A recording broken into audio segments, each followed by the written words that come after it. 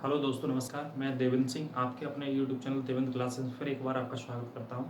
तो मैंने जैसा कि आपको लास्ट वीडियो में 1935 के भारत शासन अधिनियम के बारे में बता चुका हूं बहुत अच्छे से। आप उसे उम्मीद करता हूं आप नोट कर रहे होंगे साथ के साथ। आज मैं आगे पॉलिटी पे आगे चलता हूँ, आगे टॉपिक पढ़ाता हूँ।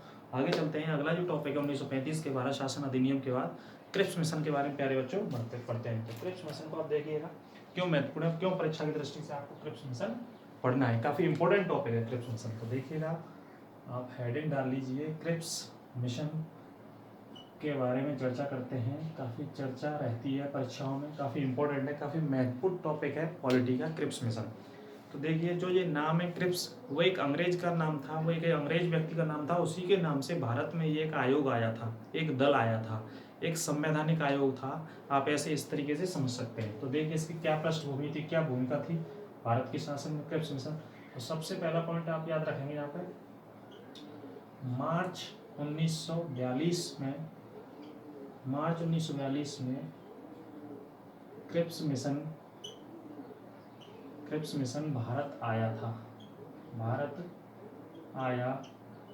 कब आया था? मार्च 1942 के मार्च के फर्स्ट वीक में ही क्रिप्स मिशन भारत आया था। क्यों आया था, क्या कारण थे इसके, क्या चीज़ें थी, क्या व्यवस्था स्थापित करना चाह रहा था ये मिशन? सीधे सीधे आप समझ लीजिए, अगर कभी एग्जाम्स में आता है तो ये संवैधानिक सुधार की मांग को लेकर के भारत में आया था। इसका मुख्य उद्देश्य क्या था? वैसे प्रमुख उद्देश्य था इसका द्वितीय विश्व युद्ध में भारतीय लोगों का सपोर्ट लेना। जैसा कि मैं आपके सामने चलता हूँ बताने के लिए, देखिएगा आप इसे याद रखेंगे। क्रिप्स मिशन का प्रमुख उद्देश्य क्रिप्स मिशन का प्रमुख उद्देश्य कांग्रेस और मुस्लिम लीग से द्वितीय विश्व युद्ध में समर्थन प्राप्त करने की द्वितीय विश्व युद्ध में समर्थन प्राप्त करने का एक असफल प्रयोग था।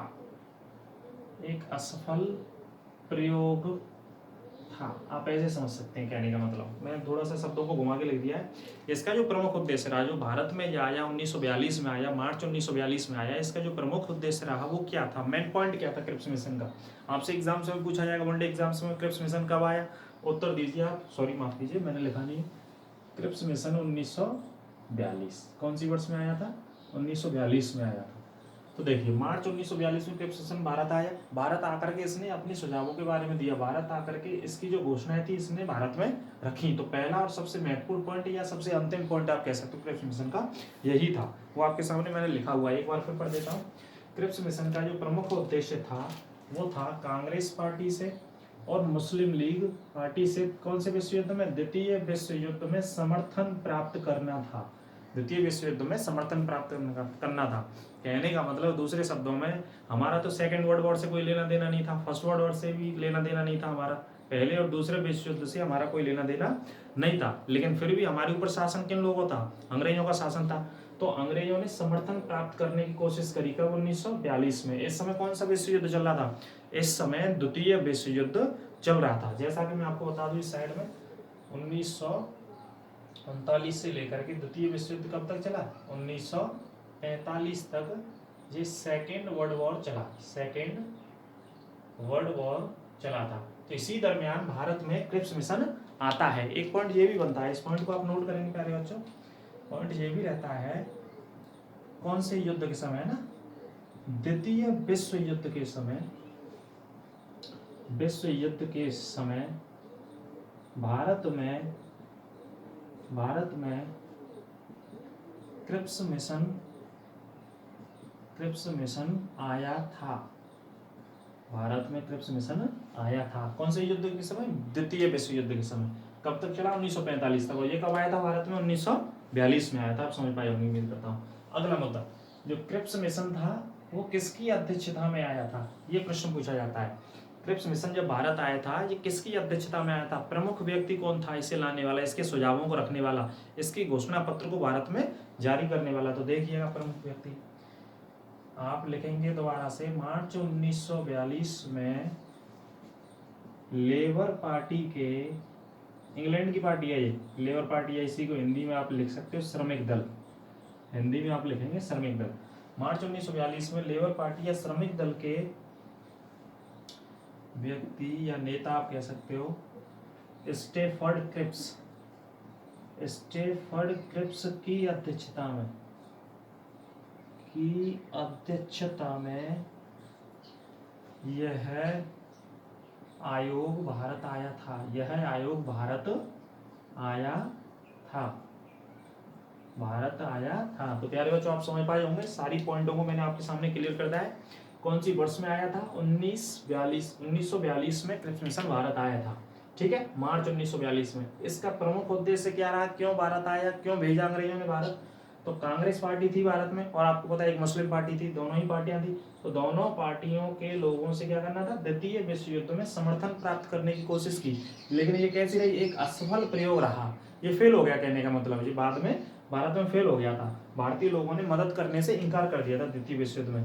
और एक मुद्दा याद रखेंगे, लेबर पार्टी, कौन सी पार्टी का व्यक्ति था ये, लेबर पार्टी, और इसी को क्या बोलते थे हिंदी में, श्रमिक दल कहा जाता था, जो कि हमेशा भारत के, हमेशा आजादी को लेकर के पक्षधर रही थी ये पार्टी। इस पार्टी के बहुत सारे पूर्व में नेता हुए। तो जो व्यक्ति था जिसकी अध्यक्षता में आया, उस व्यक्ति का नाम था स्टेफर्ड क्रिप्स। पूरा नाम था, मैं यहाँ लिख देता हूँ, जिसकी अध्यक्षता में आया उसका पूरा नाम था स्टेफर्ड क्रिप्स था, स्टेफर्ड क्रिप्स। ये वाली व्यवस्थाएं थी। अगला मुद्दा क्या रहता है इसमें, देखिए अगला मुद्दा ये रहता है प्यारे बच्चों, इधर मैं आपको बता दूं, जापान की बढ़ती हुई शक्ति को देखकर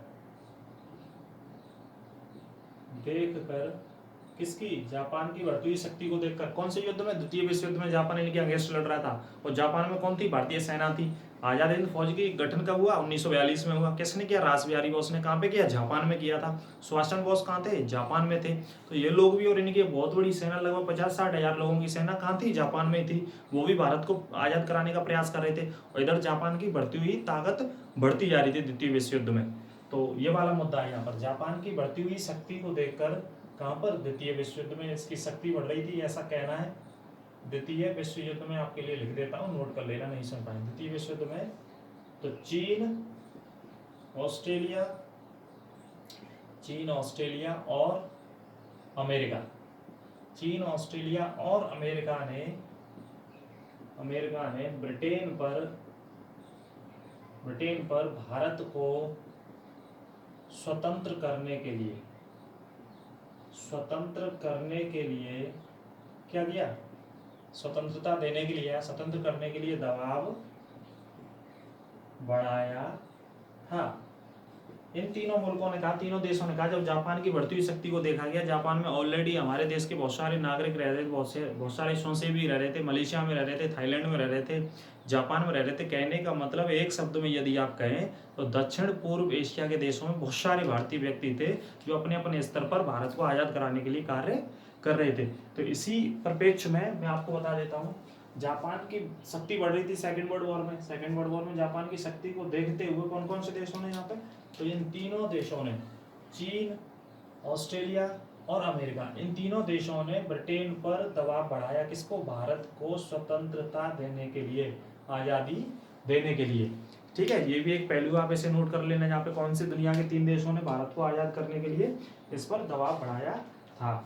तो ये वाला प्रमुख पॉइंट रहा है। अब अगला मुद्दा क्या था, देखिए अगला मुद्दा, क्रिप्स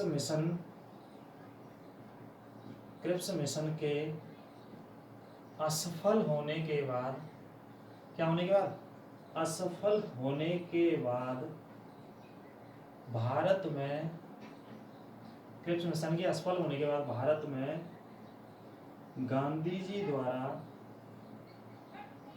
द्वारा भारत छोड़ो आंदोलन, कौन सा आंदोलन, भारत छोड़ो आंदोलन शुरू कर दिया गया था। ये भी कई बार ये मुद्दा, ये कई बार पॉइंट, ये प्रश्न कई बार प्यारे बच्चों पूछा गया है। कौन सा पॉइंट पूछा गया है, क्रिप्स मिशन वाला पॉइंट प्यारे बच्चों कई बार पूछा गया है। क्रिप्स मिशन के असफल होने के बाद, कौन सा मिशन? क्रिप्स मिशन के असफल होने के बाद भारत में कौन सा आंदोलन शुरू कर दिया गया और किसने शुरू किया? महात्मा गांधी जी ने इस आंदोलन को शुरू किया था और आंदोलन का नाम क्या था? भारत छोड़ो आंदोलन था, जो कि कौन सी वर्ष में शुरू किया गया था आपको बताइए? 1942 में, 9 अगस्त 1942 को इसे शुरू कर दिया गया था। इसको फेल होने के बाद, इसकी असफलता होने के बाद गांधी जी ने इसी आंदोलन में नारा दिया था, करो या मरो का। प्यारे बच्चों, आप समझ पाए होंगे, मैं ऐसी उम्मीद करता हूँ आपसे। आप इसे नोट करेंगे, आप इसे रिपीट करके देखेंगे, वीडियो को पॉज करके देखेंगे, आपकी समझ में आएगा। नहीं समझ में आता है आप बताइए, कमेंट कीजिए, कमेंट बॉक्स में इंतजार रहेगा आपके कमेंट्स का। तो मैं अगले पॉइंट की तरफ चलता हूँ। अगला पॉइंट है, इसी श्रेणी में थोड़ा सा जोड़ के मैं बता देता हूँ आपको। क्रिप्स मिशन में देखिए, क्रिप्स मिशन कब आया? 1942 में भारत आया था। कई बार ये पूछ लिया जाता है। तो इसी वर्ष में 1942 में आजाद हिंद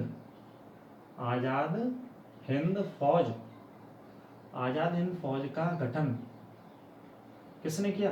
रास बिहारी बोस ने आजाद हिंद फौज का गठन किया था। ये सारी घटना कब चल रही थी? 1942 में ही चल रही थी। और एक तरफ क्रिप्स मिशन भारत में आया था, एक तरफ द्वितीय विश्व युद्ध चल रहा था। बहुत सारी घटनाओं को जोड़ करके आप पढ़ सकते हो, ठीक है।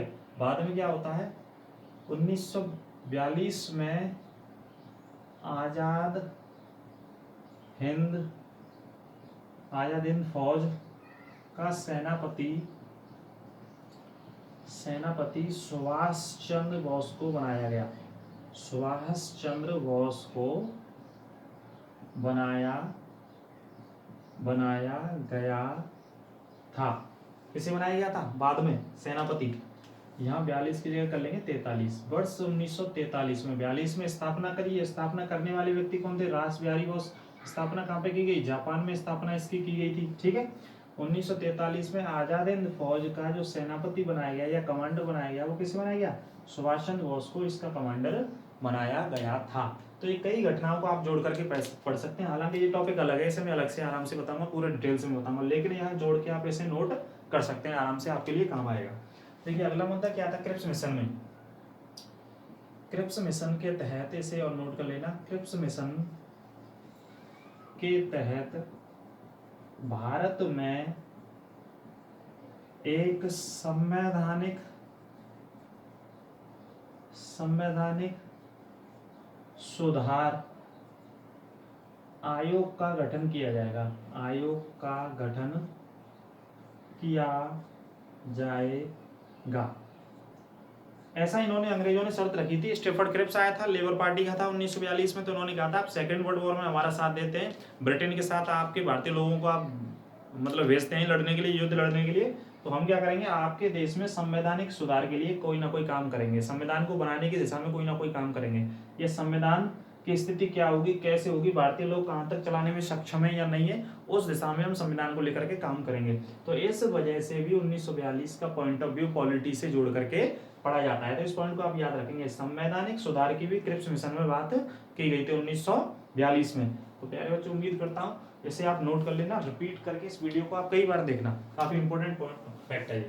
तो मैं अगले पॉइंट ऑफ व्यू की तरफ चलता हूँ, ठीक है जी। क्रिप्स मिशन आपका हो गया, 1942 में भारत आया। तो इसकी जो प्रमुख खास पहलू रहे जो मैंने आपके सामने नोट किए हैं। अब अगले पॉइंट की तरफ चलते हैं। अब आप हेडिंग डालेंगे, कुछ बात करेंगे, फिर अगली वीडियोस में बात करेंगे उस पॉइंट ऑफ व्यू को लेकर के। कैबिनेट मिशन आप हेडिंग डालेंगे, क्या हेडिंग डालेंगे? कैबिनेट मिशन, कैबिनेट मिशन, ये हेडिंग डालेंगे आप। डाल लीजिए कैबिनेट मिशन, डाल लीजिए आप हेडिंग, हिंदी में लिख लीजिए कैबिनेट मिशन। तो देखिए कैबिनेट मिशन में सबसे पहले बात करें तो सबसे पहले 2-3 लोगों के विषय में बात कर लेते हैं। कैबिनेट मिशन जब आता है तो कैबिनेट मिशन ही वो मिशन था जिसके आधार पर भारतीय संविधान सभा का गठन किया गया। ये सबसे इंपॉर्टेंट पहलू था। संविधान बनाने की दिशा में जो सबसे प्रमुख काम हुआ, संविधान सभा के गठन की बात की गई, लोगों के अप्रत्यक्ष रूप से चुनाव की बात की गई, 10 लाख पर एक प्रतिनिधि चुनकर के आने की बात की गई, अखिल भारतीय संघ बनाने की बात की गई। तो कहाँ पे बात की गई थी? कैबिनेट मिशन में बात की गई थी। ये एक तरीके से सबसे महत्वपूर्ण पहलू रहा था अंग्रेजों का। आप इसे पहला और अंतिम कह करके भी पढ़ सकते हो। कैबिनेट मिशन के माध्यम से भारतीय संविधान सभा की एक आधारशिला देश में रखी गई थी। तो देखिए इसे पढ़ लेते हैं। तो सबसे पहले इसमें पढ़ने के लिए 3 लोगों को पढ़ लीजिए। जो 3 लोग आए थे वो 3 लोग कैसे आए तो देखिए, बात है कैबिनेट मिशन कब आया, 1946 में आया था, 1946 में आया। तो देखिए इधर देख लेते हैं, एक बार समझ लेते हैं। वर्ष 1945 में मैं बात कर रहा हूँ ब्रिटेन की। वर्ष 1945 में ब्रिटेन में क्या हुआ, चुनाव हुए थे। क्या हुआ था, ब्रिटेन में चुनाव हुए थे। वहाँ पर जो लोकसभा के हमारे यहाँ चुनाव होते हैं वहाँ पे चुनाव हुए थे। तो एक तरफ थे क्लीमेंट एटली, कौन थे, क्लीमेंट एटली चुनाव लड़ने वाले प्रधानमंत्री के उम्मीदवार, और एक तरफ थे विंस्टन चर्चिल। कौन थे, विंस्टन चर्चिल, ये ब्रिटेन के प्रधानमंत्री थे। इनकी पार्टी रूढ़िवादी पार्टी थी, रूढ़िवादी पार्टी आप बोल सकते हो, इस तरीके से फेमस थी। और ये थे लेबर पार्टी के व्यक्ति थे। कौन सी पार्टी के व्यक्ति थे, लेबर पार्टी, या हिंदी में क्या बोलते हैं, श्रमिक दल के व्यक्ति थे, है ना। इसे भी आप नोट कर सकते हैं, ये आपकी जानकारी के लिए मैं आपको बता रहा हूँ, ठीक है जी। तो ये चुनाव होते हैं, तो यहाँ पे किन की हार होती है, विंस्टन चर्चिल इस चुनाव को हार जाते हैं। विंस्टन चर्चिल चुनाव हार जाते हैं। विंस्टन चर्चिल क्या करते हैं, 1945 में हुए ब्रिटेन के चुनावों को हार जाते हैं। तो जीतने वाले कैंडिडेट कौन बचे, वो आपके सामने ही आप उत्तर दे सकते हैं। क्लीमेंट एटली 1945 की ब्रिटेन में हुए इस चुनाव को जीते थे, और इनकी पार्टी कौन सी थी, लेबर पार्टी थी। तो क्लीमेंट एटली जब चुनाव में जीत कर आए थे, ये हमेशा से पक्षधर रही थी ये पार्टी भारत को आजाद कराने की। तो तुरंत ही इन्होंने तत्काल आदेश दिया था कि भारत में एक आयोग जाएगा कुछ लोगों के सदस्यों के दल में, और वो वहाँ संवैधानिक सुधारों को लेकर के वहाँ पे काम करेगा, और भारत को आज़ादी देने का भी काम करेगा, भारत को स्वतंत्रता देने का भी काम करेगा। ये वाली बात किसने बोली थी, क्लीमेंट एटली ने बोली थी, ये वाला मुद्दा है ना। तो देखिए इधर इनसे भी पहले एक बार बोल दिया गया था एक बार। तो देखिए 19 फरवरी को 1946 को हाउस ऑफ लॉर्ड्स होता है, हाउस ऑफ लॉर्ड्स एक सदन है, ये कहाँ का, ब्रिटेन का। जैसे हमारे यहाँ लोकसभा राज्यसभा होते हैं, ये भी सदन होता है कहाँ का, ब्रिटेन का एक सदन है, हाउस ऑफ लॉर्ड्स। तो यहाँ पे एक व्यक्ति ने बयान दिया था, उस व्यक्ति का क्या नाम था, पैंथिक लॉरेंस। पैंथिक लॉरेंस ने कहा था भारत को आज़ादी देने के विषय में और एक आयोग के विषय में। पैंथिक लॉरेंस ने हाउस ऑफ लॉर्ड्स में ब्रिटेन के सदन में बयान ऑलरेडी दे चुका था कि भारत को जल्द से जल्द आज़ाद कराया जाना चाहिए, स्वतंत्रता दी जानी चाहिए। तो इसके तुरंत बाद ये कब की बात है, 19 फरवरी की। उसके बाद मार्च में ये चुनाव होते हैं, मार्च में चुनाव होने के बाद ये सारी घटना होती है। तो देखिए किस तरीके से ये चलता रहा। 19 फरवरी को ये सबसे पहले ये बात रखी गई। 19 फरवरी के बाद आती है, आपको मैं बता दूं, ये पैंथिक लॉरेंस ने बात बोली थी। अगली डेट आती है 15 मार्च 1946 को। 15 मार्च 1946 को कौन बोलते हैं, क्लीमेंट एटली। क्लीमेंट एटली जो ब्रिटेन के प्रधानमंत्री थे, उन्होंने घोषणा की थी कि भारत को जल्द से जल्द आज़ाद किया जाए और भारत में एक दल भेजा जाएगा आने वाले दिनों में। तो इन्होंने ये घोषणा करी थी 15 मार्च को। क्या करी थी, घोषणा करी थी, सिर्फ बोला था भारत को आज़ादी दिलाने के विषय में। तो घोषणा के कितने दिन बाद, 10 दिन बाद, लगभग 24 मार्च 1946, 24 मार्च 1946 ये वो तिथि थी, ये वो तारीख थी, ये वो डेट थी, ये वो महीना था जो एक तरीके से इस महीने ने, इस डेट ने भारत के संविधान की आधारशिला को रखा था, जो कि आज तक आधारशिला वो चल रही है कैबिनेट मिशन के द्वारा। ठीक है, 24 मार्च 1946 को कैबिनेट मिशन भारत आया था। कैबिनेट मिशन का आया था, भारत आया था। इसके बाद ये डेट इस तरीके से चलती है, मार्च में आया, मार्च के बाद अप्रैल, मई 1946 में रिपोर्ट इन्होंने सौंपी थी। हालांकि आप इसे इस तरीके से एरोज बना के आप पढ़ सकते हो, है ना, मैं आपको बता रहा हूँ। उसके बाद क्या हुआ, मई, जून, जुलाई में आपको पता है जुलाई में क्या होता है, जुलाई 1946 में चुनाव होते हैं। यहाँ पर जो कैबिनेट मिशन के द्वारा चुनावों की प्रक्रिया रखी गई थी, उसी में क्या होते हैं, भारत में चुनाव होते हैं। उसी प्रक्रिया को भी मैं आपके सामने रखूंगा आने वाले समय में, आने वाले टॉपिक में, आने वाले वीडियो में सारे चुनाव की प्रोसेस को रखा जाएगा। जुलाई के बाद कौन सा महीना आता है, अगस्त आता है, अगस्त 1946। ये अगस्त 1946 जो आता है यहाँ से थोड़ी सी यहाँ गड़बड़ी पैदा होती है। ये बस मैं आपको डेट ही बता रहा हूँ, अभी तो कैबिनेट मिशन में बात करेंगे, खुल के चर्चा करेंगे। बहुत इंपॉर्टेंट पॉइंट है, बहुत बेसिक पॉइंट है, बेसिक से लेकर जीरो से लेकर के हाई लेवल तक इसे आप पढ़िए, कि कोई भी किताब से भी आप पढ़ सकते हो। तो अगस्त 1946 में क्या किया गया, जो कैबिनेट मिशन था उसने साफ साफ कह दिया था कि पाकिस्तान नहीं बनाया जा सकता, भारत का विभाजन नहीं किया जा सकता। और मोहम्मद अली जिन्ना हमेशा क्या चाहते थे, भारत का विभाजन चाहते थे, पाकिस्तान एक अलग देश चाहते थे, मुसलमानों के लिए अलग देश चाहते थे। तो ये मांग को देखते हुए कैबिनेट मिशन ने कह दिया भारत का विभाजन किसी भी स्थिति में नहीं किया जा सकता, नहीं किया जाना चाहिए। तो इस स्थिति को देखते हुए मोहम्मद अली जिन्ना ने क्या किया, धमकी दे दी। किस चीज की धमकी दे दी भारत में, डायरेक्ट एक्शन डे की, प्रत्यक्ष कार्रवाई दिवस। आपने पढ़ा होगा, कई बार एग्जाम्स में आता है, प्रत्यक्ष कार्रवाई दिवस या सीधी कार्रवाई दिवस कब मनाया गया, 16 अगस्त 1946 को मनाया गया। तो ये तभी की घटना है, तभी इसीलिए मैं कह रहा था कि अगस्त 1946 में थोड़ी सी परेशानी खड़ी हो गई थी। प्रत्यक्ष कार्रवाई दिवस मनाया गया, कब मनाया गया, देखिए मोहम्मद अली जिन्ना द्वारा 16 अगस्त 1946 को मोहम्मद अली जिन्ना द्वारा सीधी कार्रवाई दिवस मनाया गया था। क्यों मनाया गया था, कि पाकिस्तान को बनाने की मांग को नकार दिया था। इस वजह से मोहम्मद अली जिन्ना को ये बात अच्छी नहीं लगी, तो उन्होंने इंग्लिश में बोलते हैं डायरेक्ट एक्शन डे की धमकी दे दी या सीधी कार्रवाई दिवस। इसका सही और सरल शब्दों में मतलब होता है बहुत बड़े पैमाने पर दंगों को भड़काना, एक तरीके से कत्लेआम करवा देना, ये बात थी दूसरे शब्दों में, आप सरल शब्दों में समझना चाहें तो देखिए जिन्ना द्वारा सीधी कार्रवाई दिवस मनाया गया, कब मनाया गया, 16 अगस्त 1946 को। तो इसी कड़ी में एक पॉइंट और जोड़ देता हूं मैं यहाँ पे, सीधी कार्रवाई के तहत सबसे ज्यादा, इस पॉइंट को आप नोट करेंगे, कई बार आया है, सबसे ज्यादा बड़ी संख्या में पश्चिम बंगाल के नोआखली, कौन सी जगह है ये, पश्चिम बंगाल के नोआखली में दंगे भड़क गए थे। और दंगे भड़के थे यहाँ, लगभग कितने लोग थे, लगभग 50,000 से ऊपर लोग हो सकते हैं, जिसमें कत्लेआम आपस में हो गया था। क्योंकि पश्चिम बंगाल कैसा था, मुस्लिम आबादी वाला क्षेत्र